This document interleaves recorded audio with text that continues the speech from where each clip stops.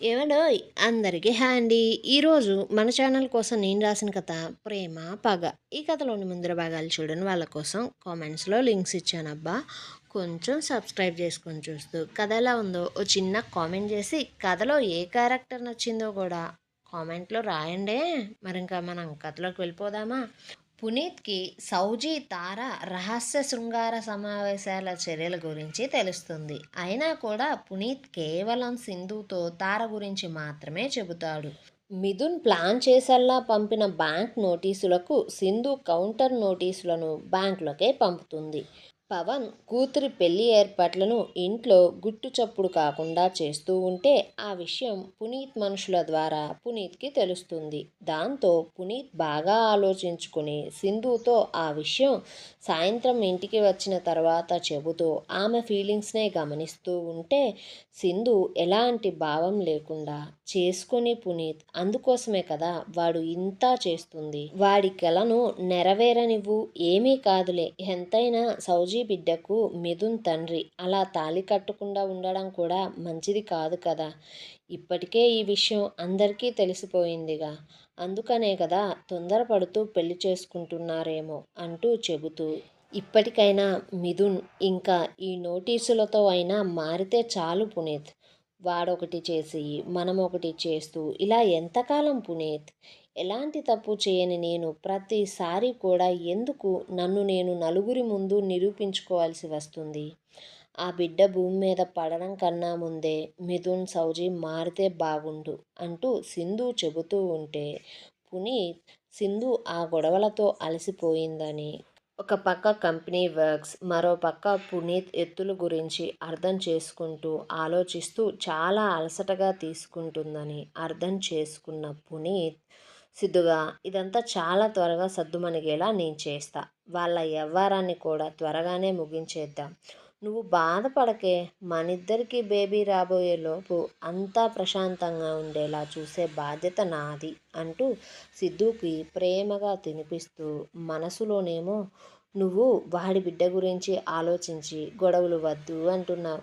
అసలు ఆ బిడ్డ వాడిదో కాదో అని నేను అనుకుంటున్నా. ఈ గొడవలు ఆగాలని నువ్వు కోరుకుంటుంటే ఆ పవన్ నిన్ను పాతాళానికే తొక్కేయాలి అనుకుంటున్నాడు అంటూ మనసులోనే తన ప్రశ్నలకు అతని మెదడుతో సమాధానాలను చూసుకుంటూ ముందు ముందు ఆ పవన్ మిథున్ వల్ల ఎలాంటి పరిస్థితులు ఎదుర్కోవాల్సి వస్తుందో అంటూ ఆలోచిస్తూ ఇద్దరూ బెడ్రూమ్కి చేరుకోగా సింధు అప్పటికే చాలా అలసిపోయినట్లు ఉండడంతో పునీత్ ఆమెను ప్రేమగా దగ్గరకు తీసుకుంటూ ఉంటే సింధుకి వద్దు అని చెప్పాలనిపిస్తున్నా పునీత్ ఎక్కడ అప్సెట్ అవుతాడేమోనని అతనికి దగ్గరగా జరుగుతూ ఉంటే పునీత్ మాత్రం ఆమెను లేపి కూర్చోబెట్టి ఆమె వెనకగా చేరి అతని చేతులతో ఆమె భుజభాగాన్ని నొక్కుతూ బాడీ మసాజ్ను చేస్తూ తలలో సున్నితంగా అతని వేళ్లను కదిలిస్తూ హెడ్ మసాజ్ చేస్తుంటే సింధుకి చాలా హాయిగా అనిపిస్తూ ఆమె కొంచెం రిలాక్స్ అయిన తరువాత I love you so much రా బంగారం అంటూ పునీత్ వైపుగా తిరిగి ఇష్టంగా అతని పెదవుల మీద కిస్ చేస్తుంటే పునీత్ మాత్రం ఈసారి ఆమె ప్రేమను ఆస్వాదిస్తూ ఆమెకు ప్రతి ముద్దును ఇస్తున్నా కూడా అతని ముద్దులో అసలు అతను కోరికనే చూపించడం లేదు. అలా కొద్దిసేపటికి పునీత్ పెదవులను వదిలి అతనినే సింధు అమాయకంగా అయోమయంగా చూస్తూ ఉంటే పునీత్ చిన్న నవ్వుతో నిజమైన కోరిక అంటే ఆడదానితో శరీరం పంచుకోవడమే కాదు, ఆ శరీరం అలసటగా ఉన్నప్పుడు అర్థం చేసుకొని ఆమెకు అలసటను తీర్చడం.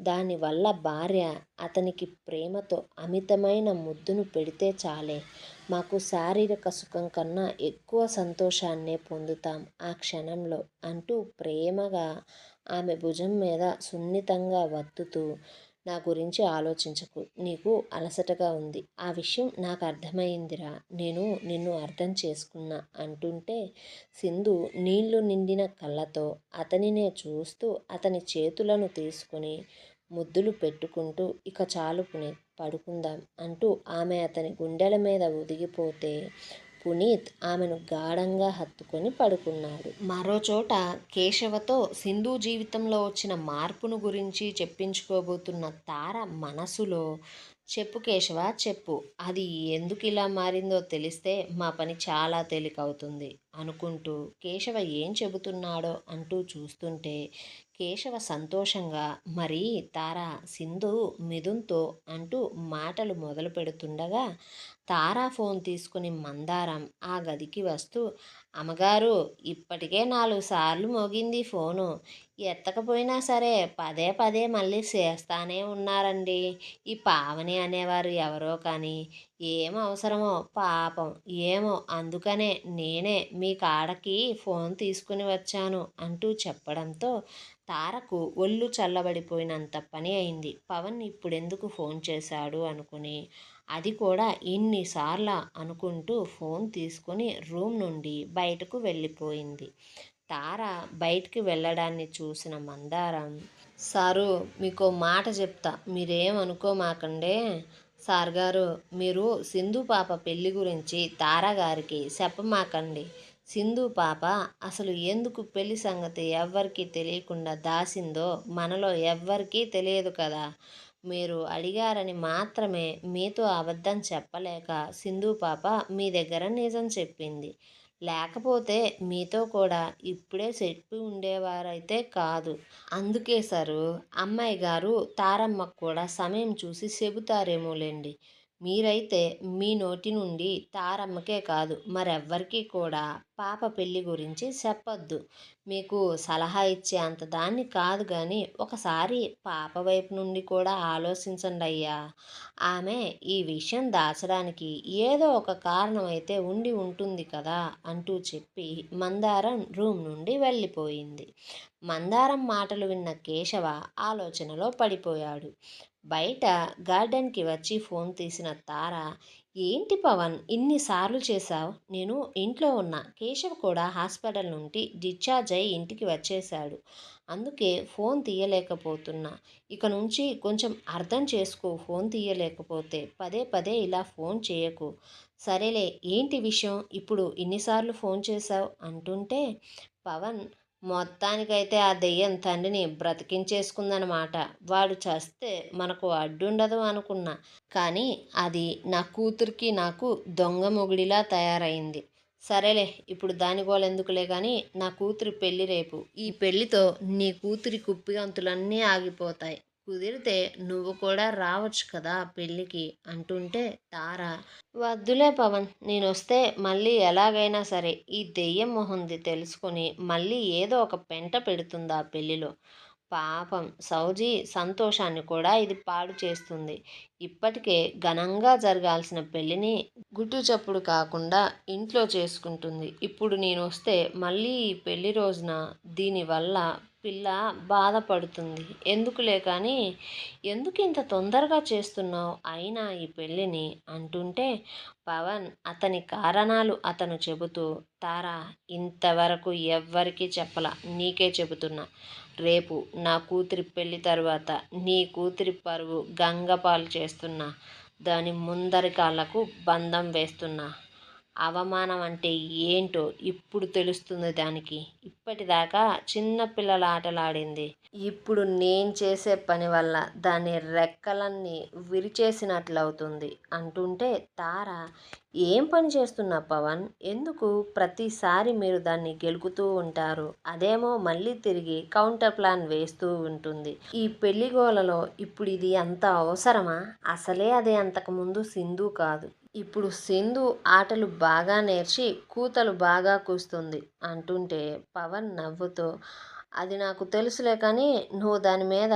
ఒక కన్నేసుంచు, ఇప్పటిదాకా అది కేవలం పిల్లలతోనే ఆడుకుంది, ఇప్పుడు అసలైన ఆట ఏంటో నేను దానికి చూపిస్తా, సరే అది రేపు ఎక్కడికి పోతుంది, ఏం చేస్తుంది, ప్రతిదీ నాకు తెలియాలి అంటూ చెప్పి ఫోన్ పెట్టేశాడు.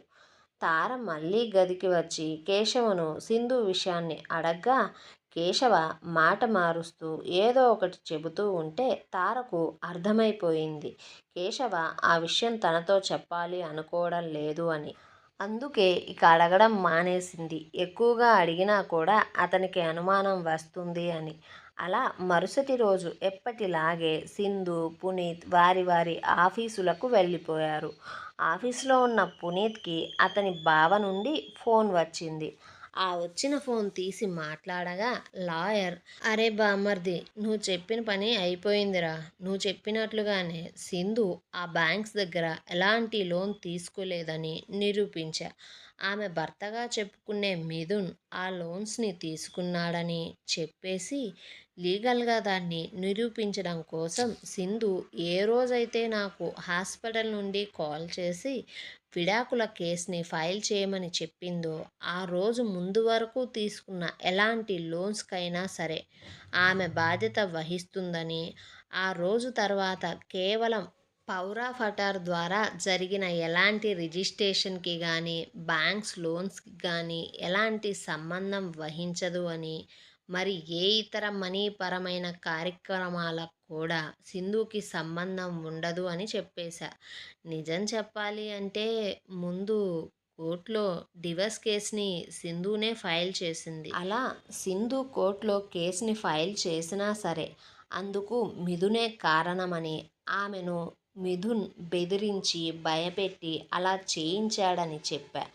కాబట్టి ప్రాపర్టీ తాకట్టుకు కానీ సింధుకి కానీ కొన్ని సెక్షన్స్ ద్వారా సంబంధం ఉండదు అని నేను ఆ నోటీసులలో మెన్షన్ చేసి మరీ బ్యాంక్ మేనేజర్స్కి చెప్పా.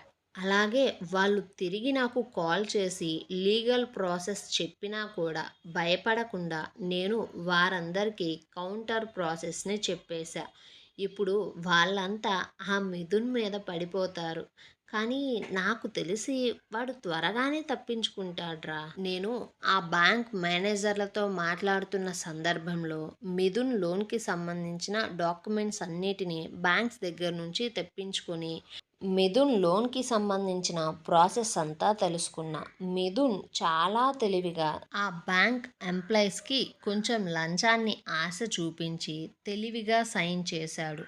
అఫ్కోర్స్ ఇప్పుడు వాళ్ళందరూ డిస్మిస్ అయ్యారనుకో, ఆ సంతకాన్ని అడ్డు పెట్టుకొని చాలా రోజులు వాడు కేసు వేసి బ్యాంకులకు కోర్టులకు డబ్బు కట్టకుండా తప్పించుకోవచ్చు. వాడు చాలా తెలివిగా వాడి పేరులోని కొన్ని స్పెల్లింగ్ లెటర్స్ని మార్చి రాశాడు అంటూ చెప్పేసి ఇప్పుడు మరి ఏం చేయాలి, ఇంత కష్టపడి ప్లాన్ చేశాం కానీ వాడు చాలా సింపుల్గా తప్పించుకుంటాడు కదా అంటుంటే పునీత్ నవ్వుతూ, బావా ఈరోజు వాడి పెళ్లి రోజు, వాడికి ఈ బ్యాంక్స్ ద్వారా నేను ఒక మంచి గిఫ్ట్ని రెడీ చేస్తున్నా బావా, అది నీకు అర్థం కాలేదా ఇంకా అంటుంటే లాయర్ అదేంటి అనగా, మిథున్ బ్యాంకులను ఫ్రాడ్ చేశాడు కాబట్టి ఆ 4 బ్యాంకుల వారు వారి బ్యాంకుల్లో ఉన్న అతని బ్యాంక్ అకౌంట్ని సీజ్ చేస్తారు. అలాగే మరి ఏ ఇతర బ్యాంక్ వారు కూడా మిథున్ కేసు కోర్టులో నడిచినంత కాలం వాడికి లోన్స్ ఇవ్వరు.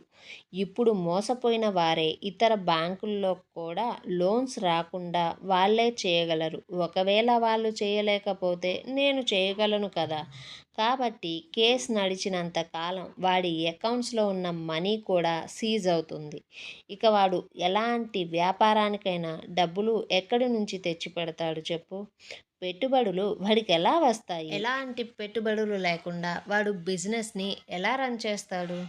ఈ న్యూస్ని వాడి పెళ్లి కానుకగా నేను ఇవ్వాలి అనుకుంటున్నా అంటూ బావా బామ్మర్దులు కొంపలు తగలబెట్టే వ్యవహారం చేస్తుంటే, మరోవైపు సౌజీ మిథున్ పెళ్ళి ఉన్నంతలో బాగా జరిగిపోయింది. అందుకు సంబంధించిన ఫోటోలన్నీ డబ్బులిచ్చి మరీ సోషల్ మీడియాస్కి సంబంధించిన ప్లాట్ఫామ్ మీద ట్రెండింగ్లోకి వచ్చేలా చేస్తున్నాడు పవన్.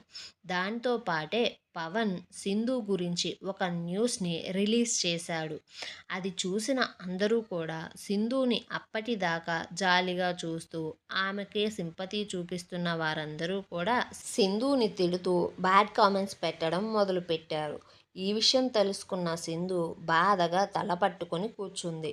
సోషల్ మీడియాని చూసిన పునీత్కి పట్టరాని కోపం వస్తుంది.